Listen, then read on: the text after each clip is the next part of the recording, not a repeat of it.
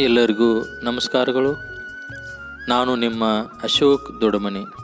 ವಚನಗಳಲ್ಲಿ ಕೃಷಿ ವಿಜ್ಞಾನ ಯೂಟ್ಯೂಬ್ ಚಾನಲಿಗೆ ಹಾರ್ದಿಕ ಸ್ವಾಗತ.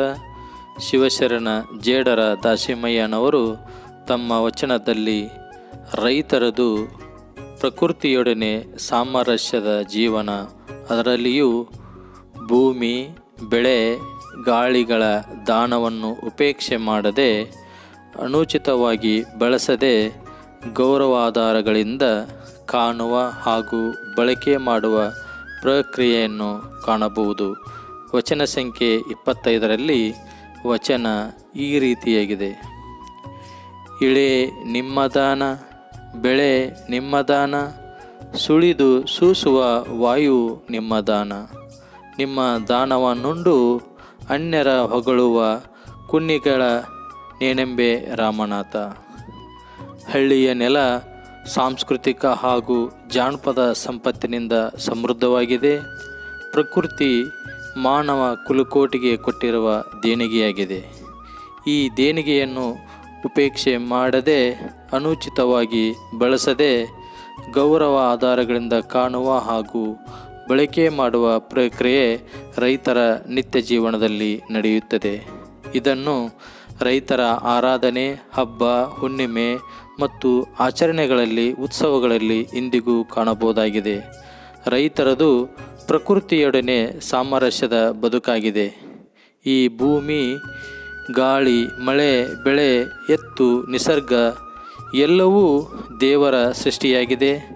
ಇದೆಲ್ಲವನ್ನು ಮಾನವನ ಉಪಜೀವನಕ್ಕೆ ಹಾಗೂ 84 ಲಕ್ಷ ಜೀವರಾಶಿಗಳಿಗೆ ಬದುಕಲು ದಾನವಾಗಿ, ದೇಣಿಗೆಯಾಗಿ ದೇವರು ಕೊಟ್ಟಿದ್ದಾನೆ. ಆದರೆ ಆ ದೇವರು ಕೊಟ್ಟ ದಾನವನ್ನುಂಡು ಅನ್ಯರ ಹೊಗಳುವವರು ನಾಯಿಯ ಕುಣಿಯಂತಹವರೆಂದು ಶರಣ ಜೇಡರ ದಾಸಿಮಯ್ಯ ತನ್ನ ವಚನದಲ್ಲಿ ಹೇಳಿದ್ದಾನೆ. ಮನುಷ್ಯನು ಬದುಕಲು ಭೂಮಿ, ಆಹಾರ, ಗಾಳಿ, ನೀರು ಮೂಲಭೂತ ಅವಶ್ಯಕಗಳು.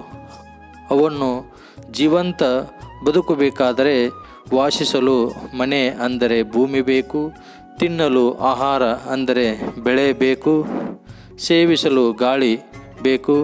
ಇವೆಲ್ಲವನ್ನು ದೇವರು ಜೀವಿಗಳಿಗಾಗಿ ದಾನವಾಗಿ ಕರುಣಿಸಿದ್ದಾನೆ. ಭೂಮಿಯ ಮೇಲೆ ಬೆಳೆದ ಆಹಾರವನ್ನು ಸೇವಿಸುತ್ತಾ, ಪ್ರಾಣವಾಯುವನ್ನು ಉಸಿರಾಟಕ್ಕೆ ಬಳಸಿಕೊಳ್ಳುತ್ತಾ, ಜೀವಜಲವನ್ನು ಕುಡಿಯುತ್ತಾ ಮನುಷ್ಯ ಬದುಕುತ್ತಿದ್ದಾನೆ. ಇವುಗಳನ್ನು ದೇವರು ದಯಪಾಲಿಸದಿದ್ದರೆ ಭೂಮಿ ಮೇಲೆ ಮನುಷ್ಯ ಇರುವಿಕೆಯೇ ಸಾಧ್ಯವಾಗುತ್ತಿರಲಿಲ್ಲ. ಜೀವನಾವಶ್ಯಕ ವಸ್ತುಗಳನ್ನು ವರವಾಗಿ ಇತ್ತಿರುವ ದೇವರಿಗೆ ಮನುಷ್ಯ ಕೃತಜ್ಞನಾಗಿರಬೇಕು.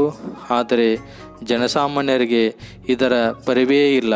ತನ್ನಂತಿರುವ ಮನುಷ್ಯರು 4 ಕಾಸನ್ನು, ಬಿರುದು, ಬಾವುಲಿಗಳನ್ನು, ಸ್ಥಾನಮಾನವನ್ನು ಕೊಟ್ಟು ಬಿಟ್ಟರೆ ಸಾಕು, ಅವನನ್ನು ಈ ಜನರು ನಾನಾ ವಿಧವಾಗಿ ಬಣ್ಣಿಸುತ್ತಾರೆ, ಕೃತಜ್ಞತೆ ತೋರಿಸುತ್ತಾರೆ. ಇಂಥ ಅವಿವೇಕದ ಮಾನವರನ್ನು ನೋಡಿ ಜೇಡರ ದಾಸಿಮಯ್ಯನಿಗೆ ಸಿಟ್ಟು ಬರುತ್ತದೆ. ಆ ಸಿಟ್ಟಿನಲ್ಲಿ ದೇವರಿಗೆ ಕೃತಜ್ಞತೆ ತೋರಿಸದ ಕೃತಜ್ಞರನ್ನು ಕುನ್ನಿಗಳೆಂದು ಕರೆದಿದ್ದಾನೆ. ದೇವರನ್ನು ಕೊಂಡಾಡುವ ಬದಲು ದೇವರ ಕೃಪೆಯಿಂದ ತನ್ನಂತೆ ಬದುಕುವ ಒಬ್ಬ ಸಾಮಾನ್ಯ ಮನುಷ್ಯನನ್ನು ಹೊಗಳುವ ನಾಯಿ ಮರಿಯಂತಿರುವ ಕ್ಷುಲ್ಲಕರಿಗೆ ಏನು ಹೇಳಬೇಕೆಂದು ಸಿಟ್ಟಿಗೆದ್ದಿದ್ದಾನೆ.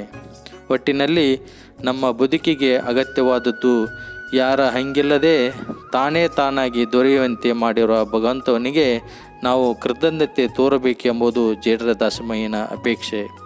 ನಮ್ಮ ಹಿರಿಯರಲ್ಲಿ ಭೂಮಿ, ಮರ, ನೀರು, ಬೆಳೆ ಇವುಗಳನ್ನು ಪೂಜೆ ಮಾಡುವ ಸಂಪ್ರದಾಯವಿತ್ತು. ಬಹುಶಃ ಅದು ಅವರು ಕೃತಜ್ಞತೆ ತೋರುವ ರೀತಿ. ಆದರೆ ಮನುಷ್ಯ ಅವನ್ನೇ ಪೂಜಿಸುವುದಕ್ಕಿಂತ ಅವನೆಲ್ಲ ಕರುಣಿಸಿದ ಭಗವಂತನನ್ನು ಪೂಜಿಸಬೇಕು ಎಂಬುದು ಮುಖ್ಯ. ಈ ವಿಡಿಯೋ ನಿಮಗೆ ಇಷ್ಟವಾಗಿದ್ದರೆ ಲೈಕ್ ಮಾಡಿ, ಕಮೆಂಟ್ಸ್ ಹಾಕಿ ಹಾಗೂ ರೈತರಿಗೆ ಶೇರ್ ಮಾಡಿ. ನಮ್ಮ ಚಾನಲ್ ವಚನಗಳ ಕೃಷಿ ವಿಜ್ಞಾನ ಸಬ್ಸ್ಕ್ರೈಬ್ ಮಾಡಿಕೊಳ್ಳಿ. ಮುಂದೆ ಮತ್ತೊಂದು ಕೃಷಿ ವಚನದೊಂದಿಗೆ ಮತ್ತೆ ಬರುತ್ತೇನೆ. ಧನ್ಯವಾದಗಳೊಂದಿಗೆ ನಮಸ್ಕಾರಗಳು.